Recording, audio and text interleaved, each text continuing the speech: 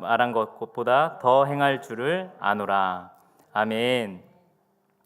자, 오늘 빌레몬서 1장 8절에서부터 21절까지의 말씀을 가지고 십자가의 능력, 자아의 죽음이라는 제목으로 함께 은혜를 나누고자 합니다.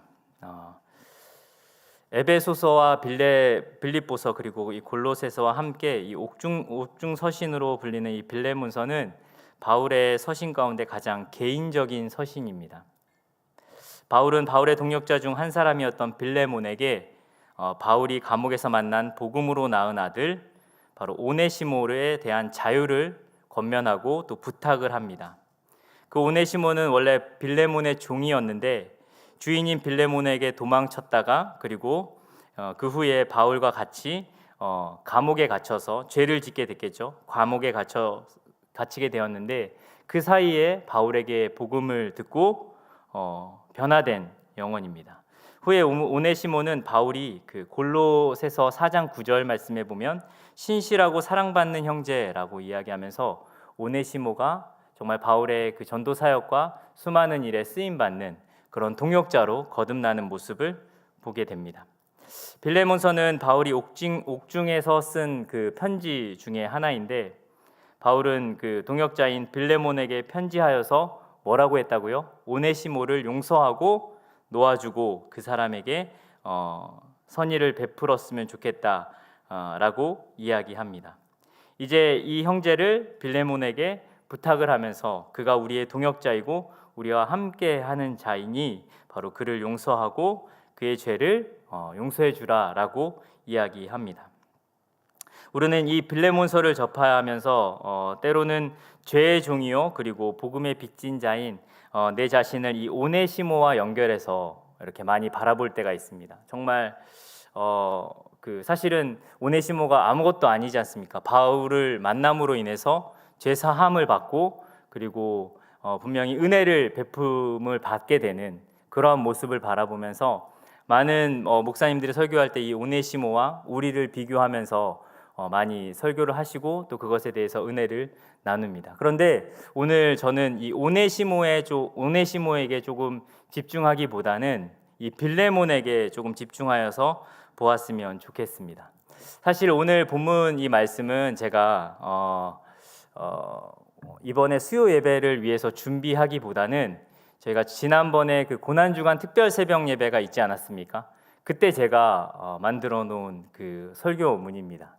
제가 미리미리 몇 편의 설교들을 막 모아서 그렇게 이렇게 그런 사람이 아니라 부득이하게 그때 만들어야 되는 상황이 있었어서 만들어 놓고 이때 함께 나누면 좋을 것 같다라는 그 마음으로 만들었는데 그것 또한 제가 설교를 만들기 위해서가 아니라 그 고난주간에 있었던 수많은 그 사건들과 그리고 우리 개인적으로 제 개인적으로 또 우리 가정 안에 있었던 일들을 보게 되면서 하나님이 우리에게 주셨던 말씀이 바로 이 빌레몬서 말씀입니다.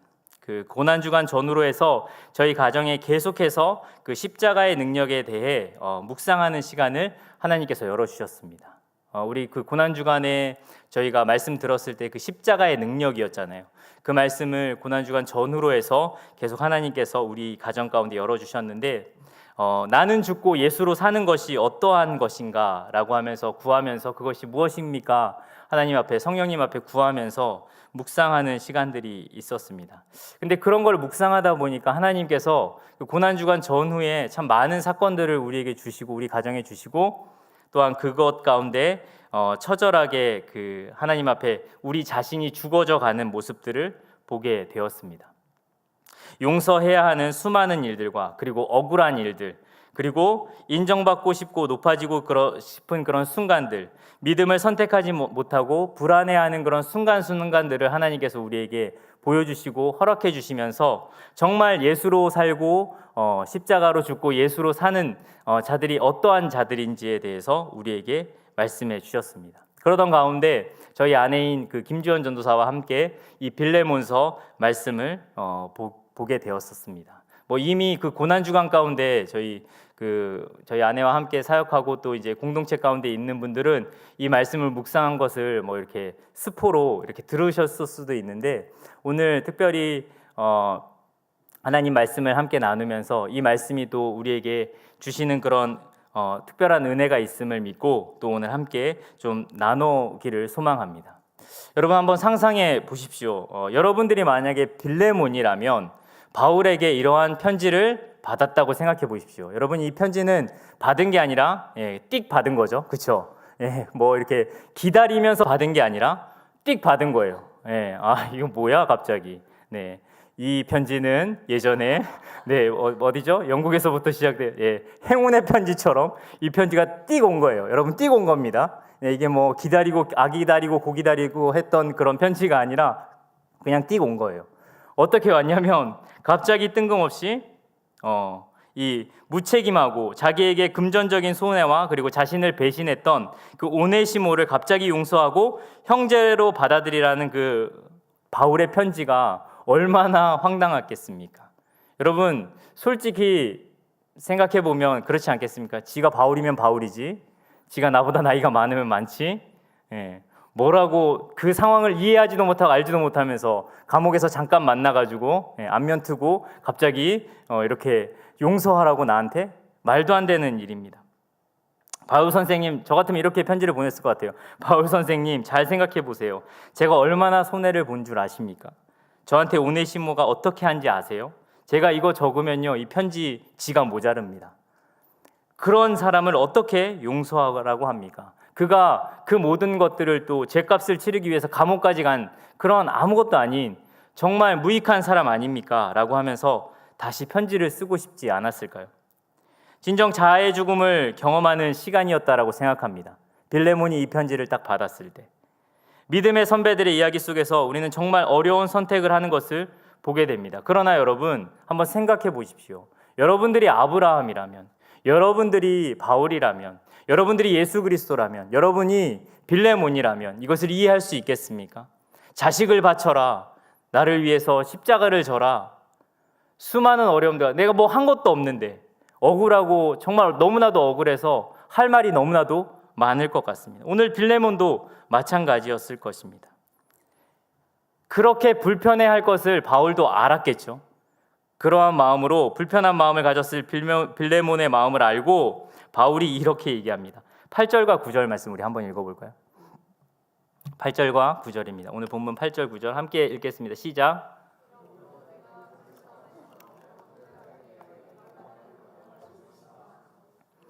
도리어 사랑으로서 간구하노라. 나이가 많은 나 바울은 지금 또 예수 그리스도를 위하여 갇힌 자 되어. 자, 뭐라고 이야기하냐면요, 그리스도 예수 안에서 내가 너한테 이렇게 얘기하는 것이다. 우리로 이야기하면 제가 기도해 봤는데요, 이렇게 하는 게 좋을 것 같아요. 그것도 안 되니까 뭐라고 이야기하죠? 나이가 많은 나 바울이 이야기한다. 야, 너보다 내가 나이가 많지만 내가 너한테 부탁할게 라고 하면서 빌레몬에게 바울이 이야기합니다. 목회자와 성도의 입장에서 명령하며 권유적으로 말하는 것 같아 보이나 오늘 바울은 빌레몬에게 이 모든 것을 강압적으로 하지 않고 사랑으로서 하기를 간구하고 부탁하고 권면하였습니다. 9절 말씀에 도리어 사랑으로서 간구하노라. 내가 나이 많고 적고를 떠나서 내가 너한테 정말 사랑함으로써 너한테 간구하고 부탁하는 것이야 라고 이야기하는 것입니다. 여러분 누군가에게 부탁할 때 이러한 마음으로 부탁해 주시기 바랍니다. 제가 예전에 그 박정수 교수님이라고 신약학 그 선생님이 계신데, 교수님이 계신데, 그분이 이제 수업할 때 되게 민감하세요. 그래서 밖에서 아이들이 떠들면 이렇게 좀 떠들지 말라라고 이야기하는데, 저희가 뭐 교수님 같으면 거기 학생 좀 조용히 하죠. 이게 수업 시작했는데 강의실로 들어가세요. 이렇게 얘기할 수 있는데, 그 선생님은 서울대 나오시고 저희 학교 나오셔가지고 아주 독일에서 공부하셔가지고 아주 신사적이십니다. 학생 죄송합니다. 저희가 수업을 시작했습니다.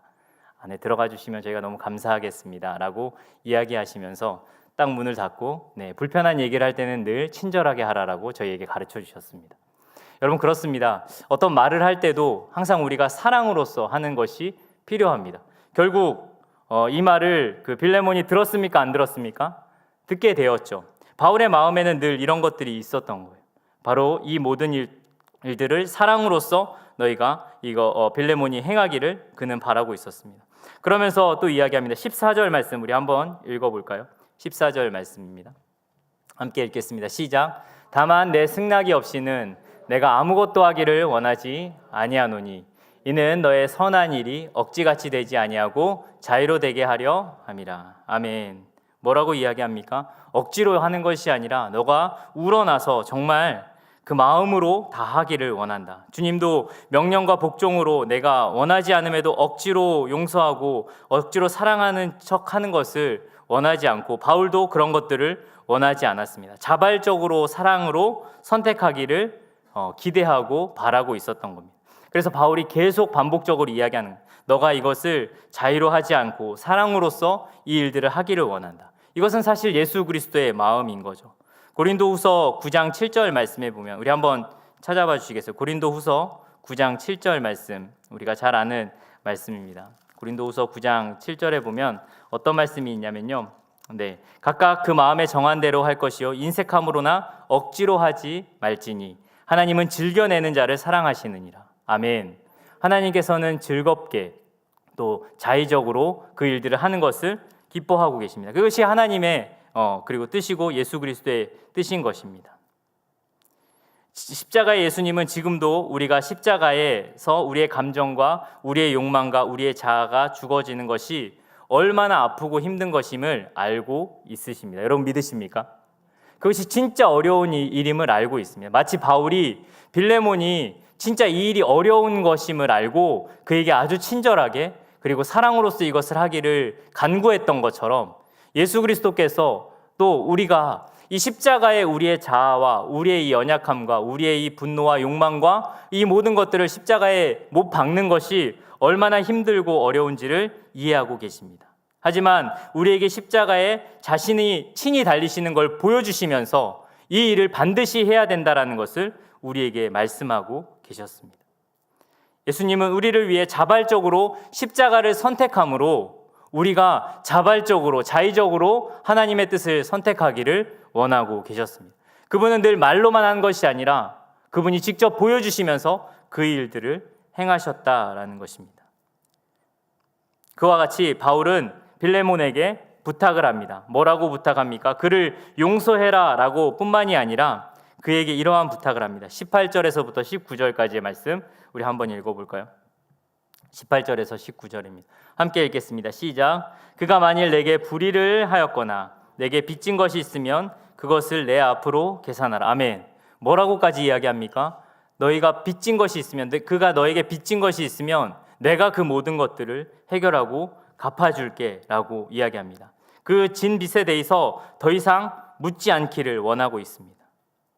이제는 그래서 종이 아니라 형제로 그를 받아들이기를 원했습니다. 19절 말씀 우리 함께 읽어볼까요? 시작. 나와 바울이 친필로 쓰노니 내가 갚으려니와 내가 이외에 내 자신이 내게 빚진 것은 내가 말하지 아니하노라. 내가 이 모든 것들을 갚으겠답니다. 그러면서 그를 형제로 받아들이게 됩니다. 우리 16절 말씀 우리 한번 읽어보겠습니다. 16절입니다. 시작. 이후로는 종과 같이 대하지 아니하고 종 이상으로 둘 자라 내게 특별히 그러하거든 하물며 육신과 주 안에서 상간된 내게랴. 뭐라고 이야기하는 것입니까? 이 사람이 아주 특별한 나의 형제로, 우리의 형제로 받아들여야 된다라고 이야기하십니다. 말씀하고 있습니다. 복음의 한 장면을 읽은 것 같습니다. 예수님도 우리에게 부탁하십니다. 너에게 마음에 빚진 자들을 놓아주어라. 내가 그들의 죄의 값을 십자가에서 다 해결했다. 그러니까 너의 죄도 내가 다 짊어졌다. 그러니까 너도 그 마음에 있는 그런 상처와 그런 모든 것들을 내려놓아라 라고 우리에게 말씀하고 계십니다. 진정으로 우리의 자아가 주님의 그 십자가 앞에서 진정으로 죽어가기를 예수님께서는 원하고 있습니다. 그런데 여러분, 여기서 문제가 있습니다. 바울은, 따라하겠습니다. 바울이니까 가능하죠. 믿으십니까? 바울이니까 가능하죠. 빌레몬이니까 가능하죠. 이 모든 것들을 다 할 수 있습니다. 그런데 우리에게 이것을, 너가 자아가 죽어지고 너에게 상처 주고 아픔을 주고 사랑하지 못하는 자를 사랑하라라고 이야기하면 여러분 하실 수 있으십니까? 하실 수 있는 분은 발가락을 꼼지락거려 보십시오. 어렵습니다. 저부터도 엄청나게 어렵습니다. 그런데 문제는 우리가 이 예수님의 마음을 잘 알면서도 순종하기가 너무 어렵고 쉽지 않다라는 거죠. 그래서 끝까지 도망쳐보고 끝까지 뒤로 물러서보고 분을 품은 채 용서로 나아가고 싶어 하지 않습니다. 그래도 용서하는 것처럼 보이지만 진짜 용서하지 않는 그런 모습을 보게 됩니다. 빌레몬도 아마 그랬을 것입니다. 그런데 그런 빌레몬에게 바울이 뭐라고 결정타로 날리냐면 바로 이렇게 말합니다. 21절 말씀 우리 한번 읽어볼까요? 21절 말씀 함께 읽겠습니다. 시작. 나는 내가 순종할 것을 확신함으로 내게 썼노니 내가 말한 것보다 더 행할 줄을 아노라. 아멘. 여러분, 하나님도 우리가 아십니다. 하나님이 우리의 하나님의 말씀을 듣고 순종하지 못할 것을 아십니다. 그런데 하나님은 우리를 바라보면서 쟤는 못할 거야. 박상훈 형제 분명히 못하지. 서희원 자매 분명히 못하지 라고 이야기할 수 있습니다. 그런데 하나님께서는 그렇게 바라보지 아니하시고 바울과 같이 뭐라고 이야기한다고요? 순종할 것을 확신한다라는 겁니다. 하나님께서는 우리를 믿어주고 계신다라는 겁니다. 끝까지 믿어주고 계신다라는 겁니다. 이것이 우리에게 주는 놀라운 은혜인 줄 믿습니다. 여러분, 우리는 순종할 수 있는 그런 자격이 없습니다. 순종할 만한 그런 믿음과 능력이 없습니다. 그런데 우리가 그렇게 할 수 있는 이유가 있는데요. 그거는요, 누군가가 나를 믿어주고 있습니다. 그게 바로 여호와 하나님인 줄 믿습니다. 바울이 마치 빌레몬이 못할 것 같아. 그래서 앞에 막 미사여구를 막 붙이지 않습니까? 야, 네가 정말 한번 해줬으면 좋겠는데 내가 너보다 나이가 많지만 이렇게 간구한다. 너가 사랑으로서 했으면 좋겠고 그리스도 예수 안에서 했으면 좋겠고, 야, 내가 그 사람의 빚 내가 다 갚아줄게 라고까지 하면서 막 애걸복걸하면서 그에게 부탁을 합니다. 근데 바울 마음에는 결코 이 자신이 그렇게 행할 수 있는 힘이 없다라는 걸 알고 바울이 이렇게 이야기하는 겁니다. 내가 그러나 지금 상황과 환경을 봤었을 때는 너가 도저히 용서할 수 없으나 나는 너가 그렇게 할 거를 확신해. 내가 너를 믿고 있어 라고 이야기합니다. 내가 믿는 것보다 더한 것을 할 것이라고 나는 믿고 있어, 알고 있어 라고 그에게 확신을 주는 것입니다. 여러분, 하나님도 빌레몬과 같은 우리에게 이 마음으로 우리에게 말씀하고 계십니다. 하나님의 말씀을 지키고 그것을 따라 순종하며 살아가는 것이 결코 쉽지 않습니다. 그런데 하나님은 우리를 바라보면서 너 못할 줄 알았어, 넌 그냥 거기까지야 라고 바라보시는 것이 아니라, 아니, 너는 할 수 있어. 나는 너를 믿어. 너가 분명히 그렇게 행할 것을, 그렇게 믿음의 싸움을 싸우고 이겨낼 것을 내가 믿어 라고 우리를 바라보시는 그 하나님을 우리가 생각하며 나아가는 저와 여러분 되기를 소망합니다. 우리에게는 아무 능력이 없습니다. 아무 힘이 없습니다. 그러나 누군가가 우리를 끝없이 끝까지 믿어주고 계십니다. 그분이 누구십니까? 바로 예수 그리스도, 여호와 하나님이 우리를 믿고 계심을 잊지 않는 저와 여러분 되기를 소망합니다. 나는 내가 순종할 거라고 믿는다. 너는 내가 부탁한 것보다 더 크게 순종할 것이다 라고 나는 믿는다 라고 하면서 바울이 빌레몬에게 전합니다. 예수님도 우리에게 그렇게 말씀하십니다. 어렵겠지만 나는 너를 믿는다. 이 구절을 읽으면서 저 아내가 울었습니다. 우리가 뭔데 그렇게 하나님이 믿어주시지? 우리가 뭐라고 그렇게 하나님이 믿어주시지? 그 이유는 단 하나입니다. 저희도 자녀를 키워보니까 알겠더라고요. 자녀이니까 믿어주는 것입니다. 여러분, 우리가 하나님의 자녀임을 우리가 잊지 않는 저와 여러분 되기를 소망합니다. 하나님은 여러분들이 어떠한 상황, 어떠한 모습에 있을지라도 우리를 믿어주시고 사랑해 주십니다. 그러한 그 사랑이 우리를 망나니처럼 살아가게 만드는 그런 요소가 되어지는 것이 아니라 그 믿어주는 그 한 사람이 있었기 때문에 우리가 그래도 이 믿음의 싸움을 싸울 수 있는 그 능력이 우리 가운데 일어나게 되는 것입니다. 제가 참 어려운 청소년 시기를 보내면서 저는 늘 교복을 입고 다녔지만 교복 안에 늘 가지고 다니는 게 있었습니다. 자퇴서를 늘 가지고 다녔습니다. 선생님이 나한테 뭐라고 한마디만 하면 나는 그냥 자퇴서 내고 그만둘 거야. 우리 부모님도 날 버렸듯이 나도 괜찮아, 그렇게 해도 돼, 어차피 세상이 날 버렸어, 아무도 내 편이 없어 라고 하면서 늘 교복 자켓 주머니에 늘 자퇴서를 넣고 다녔습니다. 근데요, 이거를 낼게요, 안 낼게요? 한 번도 낸 적이 없습니다. 왜냐면요, 저희 고3 때 담임선생님 장인섭 선생님이라는 분이 저를 끝까지 믿어주셨습니다. 제가 술을 먹고 학교에 가도, 제가 머리를 노랗게 염색하고 학교에 가도 얘가 아니라 실제로 그렇게 했습니다. 할렐루야. 그래도 그 선생님이 저를 끝까지 믿어주셨습니다. 여러분, 그래서요, 제가 이 자리에 어쩌면 있을 수 있는 거예요.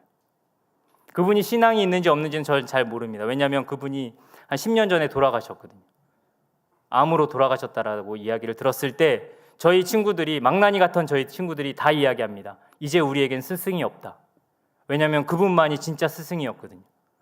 그러면서 그분을 되게 안타까워했는데, 제가 만약 그 믿어주시는 그 한 분의 선생님이 없었다면 아마 저희 인생이 어떻게 변했을지 모릅니다. 그런데 그런 인간의 믿음도 한 사람의 인생을 변화시킬 수 있는데, 온 우주 만물을 만드시고 그것을 창조하시고 인도하시고 운행하시는 그 하나님이 여러분들을 믿어주시는데, 우리가 왜 낙심하고 우리가 왜 실패한 자라고 이야기할 수 있겠습니까?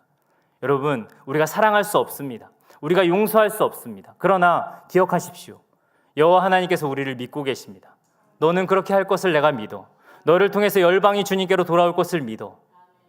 그러한 비전과 꿈을 우리에게 허락해 주신 그 하나님이 우리의 하나님을 믿고 우리가 그분을 바라보면서 나아가야 될 줄 믿습니다. 그러면서 우리가 아내와 제가 한참 울면서 또한 이 말씀을 다시 곱씹으면서 그 고난주간을 보냈습니다. 하나님이 왜 우리를 믿어주실까? 하나님의 자녀이기 때문에 믿어주시는 겁니다. 끝까지 믿어주시는 겁니다. 그 믿음이 결국 우리를 바른 길로, 하나님의 그 선한 길로 인도하시고, 그 믿음을 통해서, 그 믿음의 증거로 성령님을 우리에게 보내주셔서 우리가 혹 잘못된 생각들 들 때마다 성령님께서 채찍으로 우리를 바르게 인도하시고 성령님께서 우리에게 말씀하셔서 그분의 뜻대로 걸어갈 수 있게 만들어주시는 줄 믿습니다. 그 성령님이 우리의 마음 가운데 있으십니까? 그렇다면 그분이, 그 하나님이 우리를 믿어주고 계신 증거입니다. 그 하나님이 믿어주시는 우리 한 사람 한 사람이 너무 귀하고 그 하나님을 바라보면서 나아가는 저와 여러분 되기를 소망합니다. 예수님께서는 우리를 끝까지 믿어주십니다. 우리를 믿어주시는 믿음이 우리 오늘을 살게 하고, 우리를 믿어주시는 그 믿음이 오늘 우리가 한 발짝 뗄 수 있는 그 믿음의 걸음을 걸을 수 있는 원동력이 되는 것입니다. 우리를 믿어주시는 그 하나님을 바라보면서, 하나님, 우리에게 선한 것이 하나도 없는데 주님이 우리를 믿어주심에 감사합니다. 주님, 내가 그 믿어주시는 그 하나님의 사랑에 부응하고 응답하여서 정말 부족하지만 하나님의 말씀에 순종하면서 살아가는 존재가 되어질 수 있게 해달라고, 우리 시간에 함께 찬양하며 주님 앞에 좀 기도하는 시간을 가졌으면 좋겠습니다. 우리 시간에